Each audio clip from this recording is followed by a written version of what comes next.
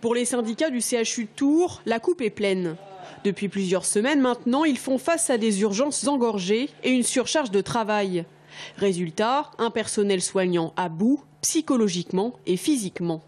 Le burn-out, il est là, hein, de toute façon. On a encore de la chance que les agents soient des agents donc compétents, qui aiment leur travail, qui aiment ce qu'ils font, qui tiennent comme ils peuvent. Mais c'est vrai que c'est valable aux urgences, mais c'est valable dans les autres services. Nous, on a énormément peur qu'effectivement, qu'on en vienne à ce qu'il y ait à nouveau des gens, même au-delà du burn-out, en viennent à l'acte qui sera irréparable. Hormis le manque de personnel pointé du doigt, c'est la pénurie de lits que dénoncent les syndicats. Face à la situation, ils ont déposé un droit d'alerte dans le cadre d'un comité d'hygiène, de sécurité et des conditions de travail et ont fait appel à l'arbitrage de l'inspection du travail. Jeudi, on était dans un cas de figure où il y avait un débordement de patients aux urgences. Il y avait au moins une vingtaine de personnes âgées entre 90 et 92 ans qui étaient là sur des brancards et qui sont restés au moins sur des brancards plus de 20 heures. Et ce qui est inacceptable par rapport à la prise en charge des patients.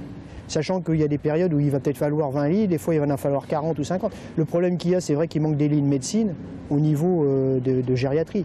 Un argument dont la direction se défend formellement. Selon elle, la situation n'est pas extraordinaire concernant l'activité d'un service d'urgence.